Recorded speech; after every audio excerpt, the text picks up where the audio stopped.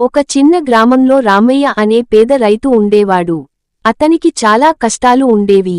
ఒక రోజు అతను తన పొలంలో పని చేస్తుండగా ఒక విచిత్రమైన బాతు కనిపించింది. ఆ బాతు సాధారణంగా కనిపించినా అది చాలా ప్రశాంతంగా అతని దగ్గరకు వచ్చింది. రామయ్య దానిని ఇంటికి తీసుకెళ్లి ప్రేమగా చూసుకున్నాడు. మరుసటి రోజు ఉదయం ఆశ్చర్యకరంగా ఆ బాతు ఒక బంగారు గుడ్డు పెట్టింది. రామయ్య ఆనందానికి అవధులు లేకపోయాయి. ఆ గుడ్డును అమ్మి అతను కొంత డబ్బు సంపాదించాడు. ఇలా ప్రతిరోజూ ఆ బాతు ఒక బంగారు గుడ్డు పెడుతుండేది. కొద్ది రోజులలోనే రామయ్య కొంత ధనవంతుడు అయ్యాడు.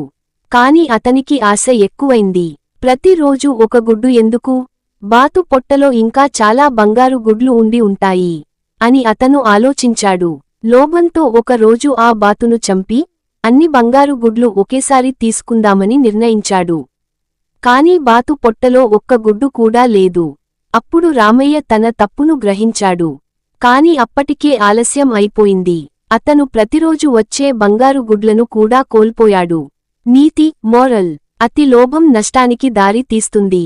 Greed leads to loss.